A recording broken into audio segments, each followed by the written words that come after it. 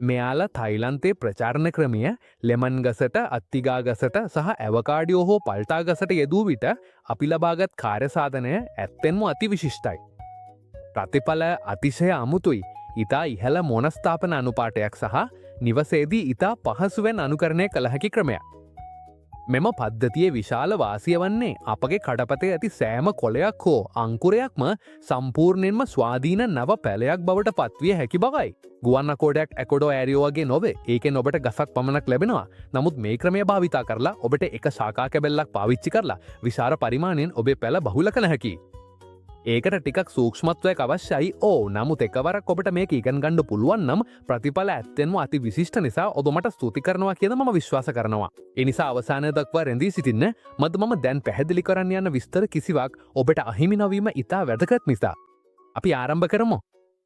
මෙම තයිලන්ත ප්‍රචාරණ ක්‍රමය සඳහා අපිට අවශ්‍ය වෙන්නේ ප්ලාස්ටික් බෝතලයක්, හැකිනම් ලීටර් 8ක බෝතලයක්, කතුරක් හෝ කටර එකක්, ගඟේ වැලි හෝ සෝදාගත් වැලි, ඉදිකිරීම් වැලිත් භාවිතා කළ හැකි. නමුත් එය භාවිතා කිරීමට පෙර හොඳින් පිරිසිදු ජලයෙන් සෝදාගත යුතුයි. ඔබ වෙරළ වැලි භාවිතා කරනවා නම් එය සම්පූර්ණයෙන්ම ලවණීයවත් කිරීම සඳහා කිහිප වතාවක් හොඳින් සෝදාගන්න. පිරිසිදුකම ඉතාමත් වැදගත්. මන්ද මේ ක්‍රමයේදී අපිට සති ගණනාවක් නවයයි සතයේ 50යි සිට 100% දක්වා ඉතා ඉහළ ආර්ද්‍රතාවයක් තිබෙනවා. ඒ නිසා ඉතිරිව ඇති ලවණ හෝ කාබනික ද්‍රව්‍ය ඕනෑම දෙයක් අම්බර හෝ පළලීම ඇති කරයි. එසේම වර්ග 3කින් එකක් වශයෙන් කැබලි 3ක්, ලෙමන් ගස් කැබැල්ලක්, අත්තිකාරම් ගස් කැබැල්ලක් සහ අවකාඩෝ හෝ පල්ටා ගස් කැබැල්ලක් සෙන්ටිමීටර 10 සිට 15 දක්වා ගමන දිග සහ දෘශ්‍යමාන කුඩා කොළ කිහිපයක් සහිතව තිනි පිරිසි හෝ 10හි පරිමාණයක් ඇති ඔක්සිජන් ජලය අපිට ගෙදර තියෙන එකම කුරුඳු කුඩු ස්ප්‍රේ බෝතලයක් සහ කපු කැබැල්ලක් අවශ්‍ය නම් පමණයි මේ ජලය හොඳින් ගලා යාමට උදව් කරන අතර වැලි පිටිවීම වැළැක්වීමටත් උපකාරී වේ. දැන් අපි බෝතලය අරගෙන පහළ කොටස කපමු සෙන්ටිමීටර 5ක් පමණ උසින්. මෙම පතුල අපේ ප්‍රධාන බඳුන වෙයි. පහළ කොටසේ පතුලෙන් සෙන්ටිමීටර 2ක් ප්‍රමණ ඉහළින් ජලය පහසුවෙන් පිටවිය හැකි ලෙසේ එක්වාරයක් පමණක් ජලය ගලා යාමට රඳන රන්දක් හදමු. මෙම රන්ද කපන්න පුළුවන් කටර් එකකින්, හීටර් එකකින් හෝ සෝල්ඩර් එකකින්. හැබැයි මං කියන්නේ කටර් එකකින් කරන්න. ඒක ඉතා ඉක්මනින් පිරිසිදුයි සහ නිවැරදි. රන්ද ටිකක් විශාලයි නම් කැබැල්ලක් කපු දාන්න පුළුවන්. ඒකෙන් ජලය ගලා යන්න පුළුවන් වෙයි. ඒත් වැලි පිටිවීම වැළැක්වෙනවා. රන්ද හදලා ඉවරයි නම් බඳුන ඇතුළට සෙන්ටිමීටර 4ක් වැලි දමන්න. ඉහළ කොටසේ සෙන්ටිමීටර 1ක් හිස් තැබීම වැදගත්. ඒක ජල සම්පාදන සහ වාතාශ්‍රය සඳහා කාමරයක් වගේ වැඩ කරයි. ගඟේ වැලි වඩාත් සුදුසුයි. ඒක පෝරස්, වායුගත සහ ස්ථිර තැතමනයක් තබා ගන්න පුළුවන්. ජලය එකතු වෙලා ඉඳීමක් නැතිව. ඔයාට තියෙන ඉදිකිරීම් වැලි විතරයි නම් ඒක හොඳට පිරිසිදු වතුරෙන් සෝදාගෙන පාවිච්චි කරන්න. මුහුදු වැලි පාවිච්චි කරනවා නම් ලුණු ඉවත් වෙන්න ඒක කිහිප වතාවක් සෝදන්න අමතක කරන්න එපා. මේ පියවරේ අත්‍යවශ්‍යයි. මොකද අපි 9යි ශතයට 100යි ඉඳලා 100යි ශතයට තෙක් ස්ථිර තෙතමනයක වැඩ කරන නිසා ඕනෑම අපවිත්‍රතාවක් ඉඳ හිටම කූඹුරු හෝ බැක්ටීරියා වර්ධනය වෙන්න හේතු වේ. දැන් එන්නේ ඊටා වැදගත් කොටස. මේ අවස්ථාවේදී අපි වෙන වෙනම තිදෙනෙක්ගේ කඩුළු 3ක් ගන්නවා. එකක් දෙහි ගසකින්, තවත් එකක් අත්තිකාරම් ගසකින්, තවත් එකක් අලිගට පේර හෝ පල්ටා ගසකින්. මෙම තුනටම ක්‍රියාවලිය එකම විදිහටයි. අපි සෑම ශාකාවක්ම සෙමින්ම සෙවනැල්ලෙන් 10 සිට 15 සෙන්ටිමීටරක් දිග සහ කිහිපයක් එම හෝ වර්ධන ලක්ෂණ තියෙනවා කියලා තෝරගන්නවා. එක පැත්තකින් අඩි සෙන්ටිමීටරයකින් සෙන්ටිමීටරයක් පමණ පළලට දිගු කපීමක් කරමු කඩුල්ලේ තදකම අනුව. මෙම කපීමෙන් කැම්බියම් කියන කොලේ ඉවත් කරලා සජීවී ලීයටම යන්න ඕනේ. ඒ ප්‍රදේශයේ කැම්බියම් තරමක් සෙමින් හොඳට හරහා ඉවත් කරනක වැදගත්. මක්නිසාද පැලය ඒතන සුව වෙලා නව මූල වර්ධනය වෙන්න නෑ අපි ඒ කොටස හොඳට පිරිසිදු කරලා නැත්තම්. කපීම කරලා ඉවර වුණාම පොඩි ප්‍රමාණයක් කුරුඳු කුඩු ඒ තැනටම ඍජුවම දමන්නෙමු. කුරුඳුය ස්වාභාවික දිලීරනාශකයක් වගේ ක්‍රියා කරලා මූල වර්ධනය ආරම්භ වෙනකම් ඒ රෙද්ද ආරක්ෂා කරනවා. දැන් අපි කඩුල්ල හරස්ව වැලි මත තබලා කපපු කොටස පමණක් ඍජුවම පසට සම්බන්ධ වෙන්න පිරිදි සකස් කරනවා. සරලවම අපි බලනවා කපපු තැන හැම වෙලාවෙම තෙතමනයට සම්බන්ධ වෙලා තියෙනවද කියලා. මොකද ඒ කොටස ඉතා වැදගත්. එය වියලි වුණොත් කඩුල්ලට මූල පැලෙන්නේ නැහැ. ඒ පෘෂ්ඨය හැම වෙලාවෙම තෙතමනයෙන් තබා ගැනීම අත්‍යවශ්‍යයි. නමුත් අධික ජලය නැතුව. දැන් අපි ජල සෑදීම සඳහා ජලය සකස් කරන්න යනවා. පිරිසිදු ලීටර එකක් ජලයට තේහැඳි එකක් 300ට හෝ 10 පරිමාණයක් ඔක්සිජන් ජලය එකතු කරනවා.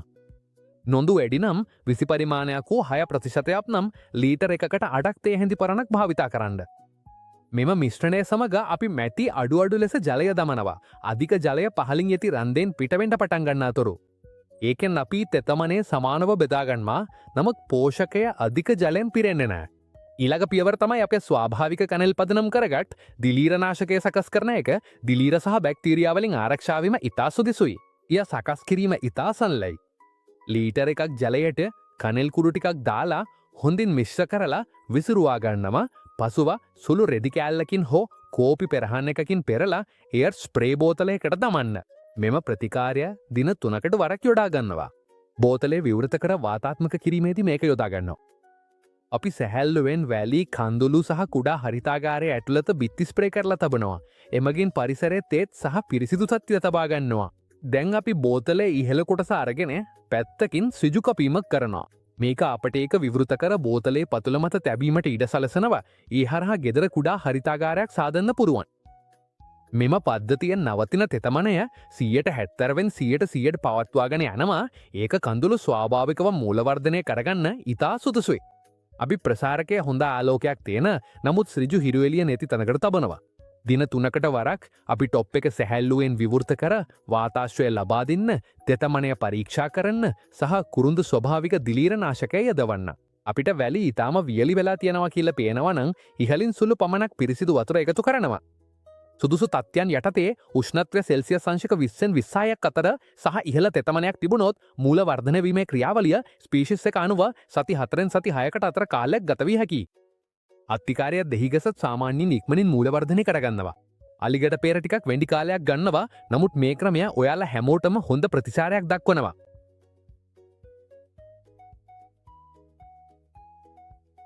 දැන් ක්‍රියාවලිය හරිම රසවත් අවස්ථාවේ ලැබෙනවා. දැන් අපිට පුරුවම් ශාකා ප්‍රසාරකයෙන් ඉවත් කරලා අපේ පැලෑටි බෙහෙවින් වෙඩි කරගන්න ආරම්භ කරන්න. අපි කරන්න යන්නේ ශාකාල දිගින් දිගටම කපාගෙන මූලවර්ධනය වුණ සම්පූර්ණ දිගම උපයෝගී කරගන්න එක. එක් කැබැල්ලක් සෙමෙන් සෙන්ටිමීටර් දික හෝ 3ක් දිග තියෙන්න පුළුවන්. යම් බීජයක් තියෙනවා නම් තව හොඳයි. ඒත් නැත්තම් ප්‍රශ්නයක් නෑ.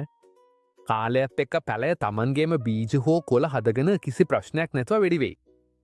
අපිට වාසනාවට බීජ හෝ කුඩා අංකුර හමුනොත් ඒ තැන්වලට ගඩු කරලා කපන එක ඒ අතරින් කරනවා. මේ විදිහට එකම මූල වුණ ශාකාවකින් අලුත් පළතුරු ගස් වෙන්න සූදානම් අලුත් පැලෑටි ගොඩක් හදාගන්න පුරුවන්.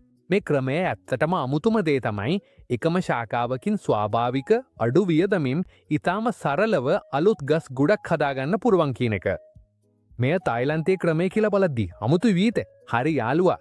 මෙහෙමයි ලෙමන් අත්තිකාරම් සහ අලිගට පෙර තයිලන්ත ක්‍රමයට වවන්න සරලම විදිහ. වැඩ මේ වීඩියෝ කැමති නම් ලයික් එකක් දාන්නත් සබස්ක්‍රයිබ් වෙන්න තමතක කරන්න එපා. මොකද ඉදිරියටත් සරලයි පරීක්ෂා කරපු ක්‍රම ගොඩක් අරගෙන එන්නයි තියන්නේ. ඔයාගේ උයනේ ජීවිතෙන් පිරෙන්න. ඊළඟට හමු වෙමු.